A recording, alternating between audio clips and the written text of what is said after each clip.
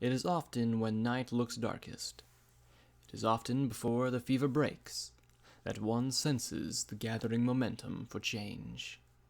When one feels that resurrection of hope in the midst of despair and apathy. I'd fallen asleep after I'd been shoved into a cart and dragged out of town. It was easier to sleep than to think of what I'd just done. Part of me screamed to take one last look at Pallet. I needed to remember what I'd caused. My eyes had refused, and instead, I hid those thoughts away deep inside my head. When I opened my eyes again, all I saw was darkness. I looked around. I found Harmony sitting by herself a ways from me. She shivered and whimpered, and the tears running down her muzzle glinted in an unseen light. I reached out to her, knowing that I couldn't comfort her. "Don't touch me," she snarled, not even bringing her eyes up to me. "You did all this. I never want to see you again." She shook her head violently and stomped on the ground. "I wish you were dead." Her voice resonated around me. The sheer volume of it knocked me back down to the ground. I looked up and found Skyline crying over me with clenched eyes. "You killed my daughter." She spoke through clenched teeth. "Why? Couldn't have been you. Why are you still alive?" Her body quaked in anger as she shouted out what I knew I deserved. I can explain." I looked over to Harmony, who simply cried out louder. Scrambling to my hooves, I tried to back away. "Look, I didn't mean to." I backed into Sunpony. Turning, I saw Ficha. He looked at me through soulless, cold eyes. The eyes of the dead. "You've done nothing but tear every pony's lives apart," he snapped. "Why don't you just do the whole world a favor and go find a hole to crawl in and die?" Raising his hooves, he shoved me away with all of his strength. "Please," I whispered as I stumbled. I couldn't." "It's okay, Storm." Proteus spoke up from behind me. I spun around in hopes of finding my only friend there for me. Instead, I felt the cold barrel of my own rifle pointed back at me. "I can help you from destroying any more lives. Just give the word, and I'll give you an easy and painless death that you don't deserve." My legs shook, my heart pounded. All of them. I'd failed every pony, and I deserved to suffer their hatred. I was a monster, and it was only fair that I'd pay for what I'd done. Slowly, I leaned into the gun barrel and closed my eyes. Just one word to give, and I could atone. Before I could speak, a crackling filled the air. I opened my eyes again to see that my friends had all but turned to glass. Slowly, spidery webs of cracks formed along their bodies, encompassing their bodies until they collapsed into shadows. Around me, the colored lights from my dreams stretched down to meet the ground around me. Each of the 6 beams were accompanied by small, descending light. The closer they got, the more they flickered, until I realized that they were in fact flames. One by one, they reached ground level, and then they transformed into my aunts. Aunt Pinky, Aunt Dashy, all of them. Each of them were a different brightness as well. The last to form, the dimmest one I could see, was Mama. She smiled at me, and I tried to leap forward into a hug, and I found that I could not move my hooves, and the more I tried, the more it felt like I'd been fastened to the floor. Looking back up, Mama shook her head and sat down. "We are not those which you seek comfort of." Twilight spoke up. "We are only those who last personified us." "Then, you are—" I spoke slowly. "Correct." Aunt Dashy spoke now. "We're what you know as the elements of harmony." She gave a short nod. "We ever kindled the flame in which you watch over. Why are you so eager to be put out?" "I don't understand." Blinking, I looked around at the others for some sort of explanation. "It's you who watches over the flame of hope." Mama talked at what only seemed to be a whisper. "With the way you are, it is in danger of being extinguished forever. You must not let this happen. But I don't know how. None of this made any sense. I can't. Yeah! Aunt Pinky, the brightest of the group, exclaimed and cut me off. The necromancer, Phileas, must not reach what he seeks. You must prevent him from reaching what he seeks in the ruined metropolis. Only then will he be safe. Necromancer? But I can't do anything now. I'm his prisoner. Looking back to Mama, how am I supposed to stop him if I can't even free myself? She reached her hoof up and out to me. She cupped along my chin, and I savored the warmth of her touch. I focused on trying to remember this feeling. If I could, then Mama would always be with me. You are the carrier of hope. She whispered to me. You have to believe in the strength, wisdom, and courage of your friends if you're to make it. Her hoof slid away slowly, and she smiled softly. But now, you must wake. An electric jolt went through me, and I screamed. Arcing my back, the laugh of the necromancer filled my ears, along with the sound of the creaking wood and metal. The shocks stopped, and I gasped for breath. My eyes shot open to the low gray clouds and the sight of the blood-stained cart. Oh, good. You are still alive. He wheezed. Though I do think that being that way is a bit of a dull sensation. Don't you agree? Before I could catch my breath, or even understand what he was talking about, he poked at me again with a shock prod. Screaming, I writhed around until he stopped. Oh, these devices are fun. I missed a whole lot while I was slumbering all those years.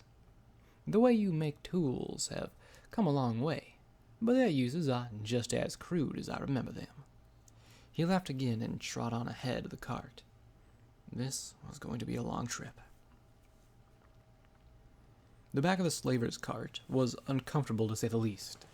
Still sticky with the blood of its previous occupants, the cold made the gore gummy, and it stuck to my coat. I'd like to wonder where the Steel Rangers had gotten slaver carts, but then again, Dodge and Chasm probably weren't the first victims. Speaking of, most of the monsters that had taken Chasm were nowhere to be seen. I knew that they left with us, and from the sound of the hooves on the dirt alone, now they were nowhere to be seen. It was just my cart and the necromancer, and 4 armored Steel Rangers. For what I've been able to tell, we'd been traveling east by northeast for about a day and a half, though the mountains were looking unfamiliar to me. Had we been chasing Shortstaff and the other survivors? Did Pallet's sacrifice do nothing to buy them little more than time before they died? Maze, the paladin from my other dreams, trudged along, pulling my cart. He was the only pony around, as the rest were the monsters, were fairly spread out. None of them had even said a single thing that we were on the way here. Then again, I didn't know what to expect. Even if they hadn't spoken up, I can't stand the silence anymore. So, where are we going? I asked. To Maze's credit, he didn't even look like he'd heard me at all. In fact, I'm not sure he did. Hello? Any pony in there? Shifting over to the front of the cage, I pressed up against the cold steel bars. I asked you a question. Are you deaf? You would be silent. He simply replied, not once moving his gaze from the road. Or else what? You'll kill me? I shot back. Maybe a little sass will get him going. I doubt that. Dickbag needs me alive for some reason. He said I was important, didn't he? I scratched my chin with a smile. Maybe I'll just kill myself and ruin his plans. You will not, he grunted back, though I'm unsure if the grunt was out of frustration or from the fact that he was pulling a heavy cart. Oh? I chuckled.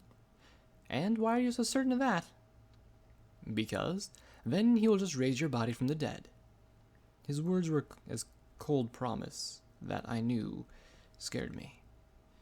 A shiver ran down my spine at the thought of becoming one of those things. Now, he continued, only silence. As I stood there, I stayed quiet. There was little else to do, but soon the thoughts of my dream echoed in my head. I protected Hope? There was no element of hope, just the 6 I remember from my time with Mama. Did Dad actually succeed? Am I an element? Child. The necromancer peered to the side of me and hung his head in disappointment. How is it that you cannot grasp what you are? He was speaking to me like he'd read my mind or something. There are no elements in this world. There haven't been since the time of reckoning came. He huffed and walked away. You are nothing more than a magical anomaly, something I plan to fix here shortly. What are you going to do? Cast your mind control spell on me? I shot back at him. That got him to raise an eyebrow. No, nothing so simple, he remarked matter-of-factly. In fact, I won't be doing anything. My associate, however, is going to open you up and find out how you work. A disgusting smile crept across his muzzle. It will be a puzzle the both of you can't figure out together. Won't that be fun? I'd rather find out how you worked first. I sighed and dropped back to the cage floor. The problem is I already know how I work. Why would I do something as wasteful as that? He scoffed a few times and made a few other noises that I now regretted remembering that pretentious ponies make. I could try to explain it all to you, but, not to sound a bit demeaning, you simply lack the assets to understand properly. I get it. I shook my head. You think you're smarter than me. No, I am smarter than you.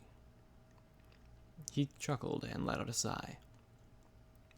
I was more referring to your lack of a horn. He bobbed his head and sounded annoyed. I do so much hate sounding like your average unicorn supremacist. Putting his forehead to his chest, he straightened up and tilted his head back, regally. We're all no different in my eyes. Pegasi, unicorns, and earth ponies. Even the griffins, changelings, and buffalo are all equal. Or, they will be when I'm done with them. This guy was the real deal. Powerful, smart, and, worst of all, annoying. Closing my eyes, I tried to focus on the hope that my friends were coming for me. I wasn't worth saving, not with what I'd done, but Mama said that I needed to have hope. Still wishing your friends will come and rescue you? Typical. He sighed again. Well, you know what they say about wishing with 2 free hooves. Phileas, was it? Can you please just shut up? I growled out. Surprisingly, I got a growl back before he slammed his head against the bars. Where did you hear that name? He snorted and glared at me with his balefire eyes. I said nothing, and slowly his demeanor shifted back towards his wicked smirk. It matters not, I guess. Soon you'll be too hollow to care. He turned his gaze ahead on the trail and gasped. Oh, finally! We've arrived. Ahead of us was the remains of what looked like an old prison. I knew of this place. The slavers that used to run this place called it summer camp, on account that the only words viewable from the outside of the building as summer and tent for penitentiary. This answered where they got in the slaver carts, and where the slavers went. Along the old walls, and strewn about the razor-wire fences, were the remains of the slavers. Their bodies were flayed open, and parts of them were displayed in intricate ways I couldn't even believe could be done. In my travels, I'd seen a lot, but not even raiders were this extensive. This is what his associate is going to do with me? Fuck this place. I need to get out of here. I don't care how or what it costs. This is a fate I'd reserve for no pony. The doors of the prison swung open as we reached the long, fenced hallway leading in. The smell of wet, rotting flesh hit me like a club, nearly taking my breath away. The air was intoxicating, and I felt lightheaded just from being in it for these few seconds. Coughing and hacking, the stench was so thick that not even holding my jacket over my muzzle did anything to help. The 50 or so feet it took to get inside felt like it was the longest stretch of time in my entire life. Once in, the door shut behind me mercifully, but the stench clung into the air. in my sputters and gasps. I missed the sound of the cage opening behind me. Something wrapped around my legs, and before I could even yelp, I'd been dragged from the bloody cart. Magic held me in the air as I was slowly tipped back into a seated position. I tried to fight, to break free from their grip, but whoever this unicorn was, their magic was stronger than I was. "Oh, you must be that bounty hunter I've heard so much about." The voice of a stallion behind me came across as too calm for what was going on. "You've had a very long trip, and you're probably quite tired. How about you sit back and relax a while? Does that sound good?" Slowly, I was lowered into an old, rusted wheelchair. Straps floated up from the foreleg rests and wrapped around my legs tightly. I turned my head towards the voice and was met with a horrifying sight. The unicorn doing all this to me didn't have hair on his body. His leathery-looking skin was an amalgamation of patchwork scars and stitches, and his red eyes looked back at mine without the hollow look of the other monsters. The last of the straps secured my rear hooves as I kicked with them, putting an abrupt end to my struggles. "You're heavier than you look. A little cardio wouldn't kill you." He smiled to me and trudged the steps with his magic. A damp smell hit my nose, and before I could do anything, a wet rag tied itself around my muzzle. "Now, keep your hooves inside the straps at all times for the duration of your stay, and I do hope that you will stay. I get so very bored with my other patients." "Now, Doctor," Phileas called out from behind me, "do try to keep her alive. Find out what you can about her abilities. But this one," he paused and glanced at me for a moment, "I may need this one intact." Smiling, he turned back towards the deranged doctor. "But by all means, have some fun in the meantime." "You won't be joining us?" The doctor spoke with a surprised tone. "I was hoping for some company." "Not this time, old friend." Phileas gave a short laugh. "Ponies to raise, wasteland to convert, is a tough job, but some ponies got to do it." He raised his hoof and pat the doctor on the shoulder. "Don't fret. I believe in your work, Doctor. I know you'll get the results for me." Turning, he walked past me and back towards the doors. "Just leave it to me." The doctor turned, the old wheels in my chair squelching as they began to roll. "So, it looks like we'll get to start right away then. We can become better acquainted this way. In time, you'll see that it's not so bad." He started to ramble as he pushed me along. "I do have to ask, did you need anything before we started? To use the bathroom? Anything to eat, perhaps?" Wheeling me around the corner, a set of double doors led into what I assumed was the cafeteria.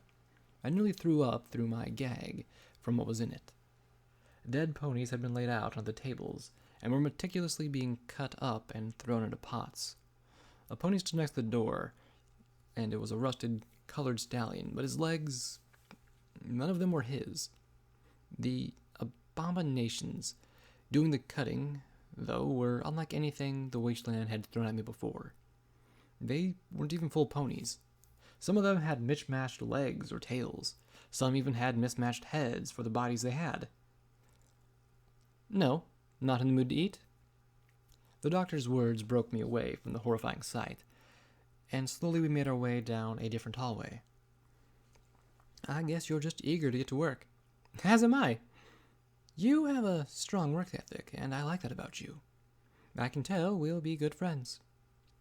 He continued pushing me down the hallway towards the small inset door. As we approached, it swung open to reveal a stairwell leading up. His magic enveloped the chair just before I was about to hit the first step. Slowly, I was floated upwards as his slow and even hoofsteps fell on the old concrete stairs. He was silent as we climbed up, the chair levitating out as we reached the next floor. A large red stain radiated from under the door leading to this floor, and when his magic opened it, I feel like I've been thrown back into Pie's home. Gore and red coated the walls of the second-floor hallway, and ponies in various states of dismemberment and decay littered the hall. Only a path wide enough for the chair to fit was left open. So, Phileas wants me to figure out what makes you, you. Where do you suppose I should start? He kept on talking. With each body I passed, each squeak from my rusty wheels, I knew I was getting closer to somewhere I never wanted to see. You know, if I were in your place, I wouldn't know either. I mean, that's why I'm the surgeon here and not you, right? You know, I'll ask somebody who may be better informed. He chuckled and cleared his throat.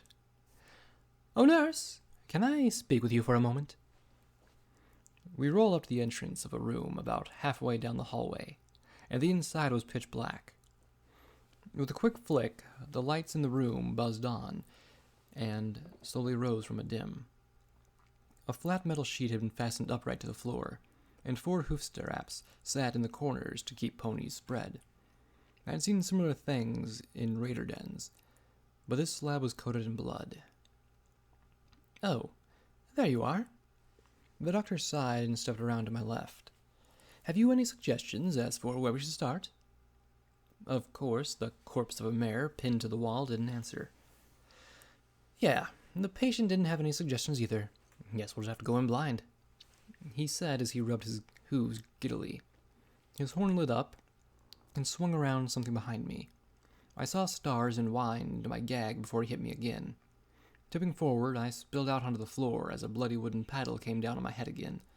I was too focused on covering my head, and by the time I could have, his magic enveloped and lifted me to the table.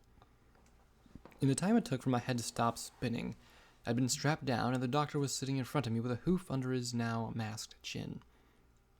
Faintly, his horn glowed as he pulled a rusted knife over from around behind me. He brought it to my chest and held it there, stone still. He craned his neck a few times in silence before shrugging and pressing the knife forward into me. I screamed through my gag as the rusted knife tore away at me. Oh, that's right. I knew I'd forgotten something. The doctor slipped the knife out of me as I writhed and tore the bindings. I didn't want to be here, and I needed to get free. This can't be happening. I didn't want to die like this. Here's a little something I made up for the pain.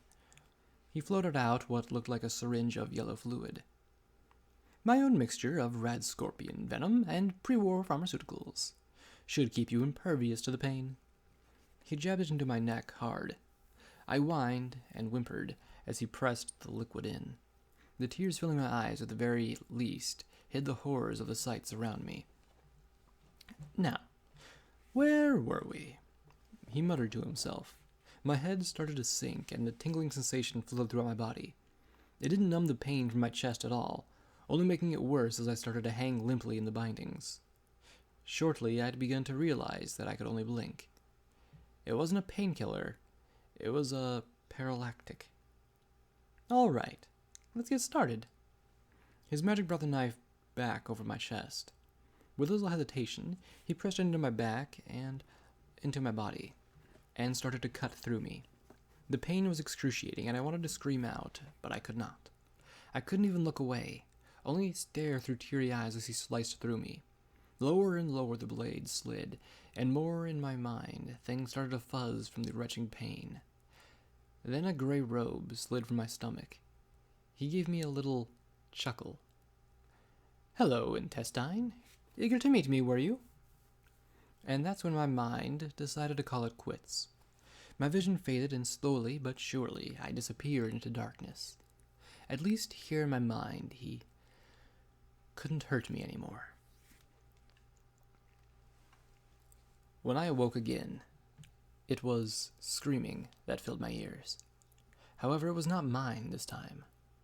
My body still hurt where it had been cut, and a soft whine slipped through my muzzle as I lay on the cold concrete floor. In pain and alone, I was at the very least alive. The question still remained if any of my friends would come and save me. Heh, looks like you're still finally awake. The voice of a stallion spoke up beside me.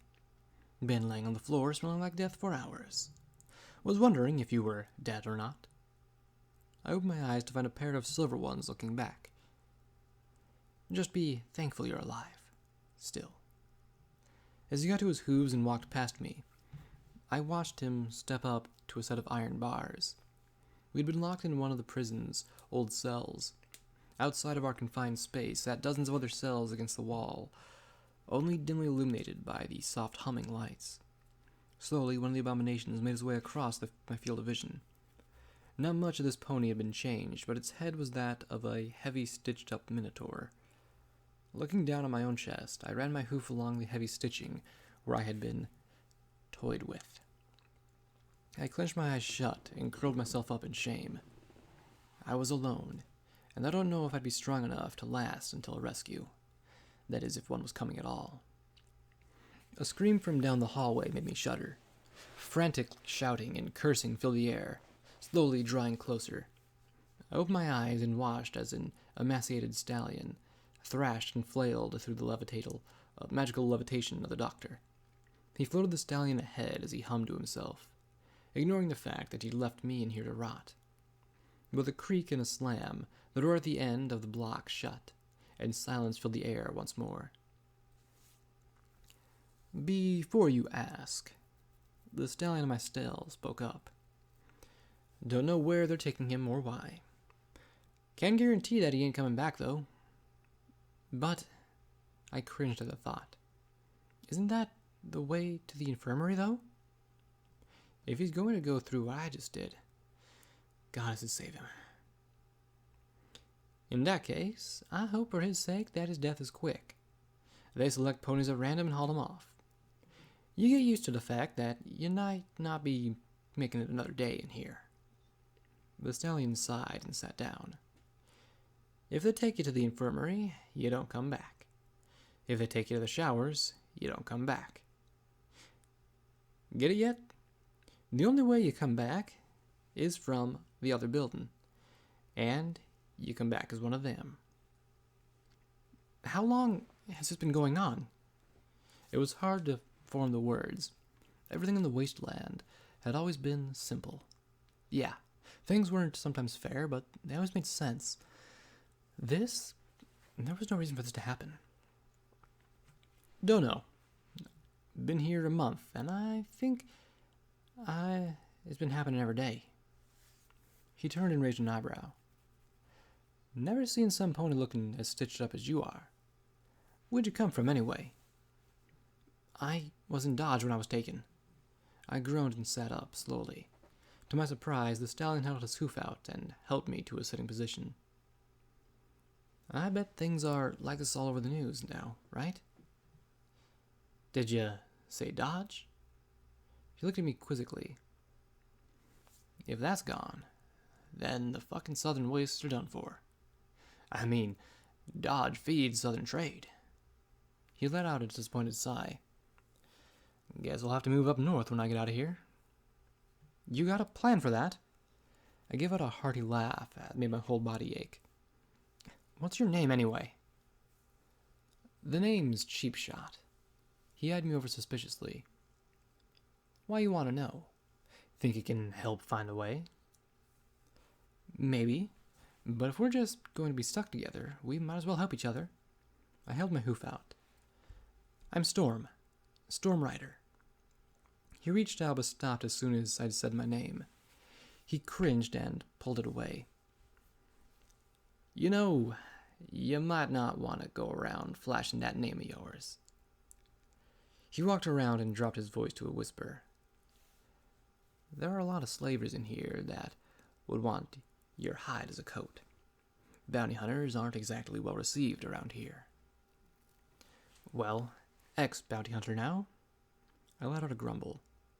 Can't exactly collect bounties from in here now, can I? I scruffed my hoof at the floor and shook my head. I get what you're saying, though. Better safe than sorry. Well, what do I call you then? He whispered back, scooting himself closer. Call me... I began to say, letting the words slowly drift off. The idea that I needed to abandon who I was came as a slow realization. All the mistakes I'd ever made, every pony I'd hurt, or action I'd done had been under one name. Even if it was just to escape this place, it felt wrong to hide from the name that I had let down so many. that had gotten her family killed. I deserve this pain, this suffering for what I've done. But staying here isn't going to fulfill the debt that I owed to those I'd failed. More than just what I'd done had led up to this, and I supposedly needed to be more. I could do something to help others. I could save them if only I could escape. Father was right to believe in what I was, and my friends won't give up. So why should I quit now? The dreams, both of the elements and of Phileas, I had them for a reason. I was meant to do more than just help stop this monster. It's time that I embraced that every fiber of my being tells me to be. Call me Hope. Chapter end. Recovery begins from the darkest moment. Quest finished, none. Quest started, none. Levels earned, none. Perks earned, none.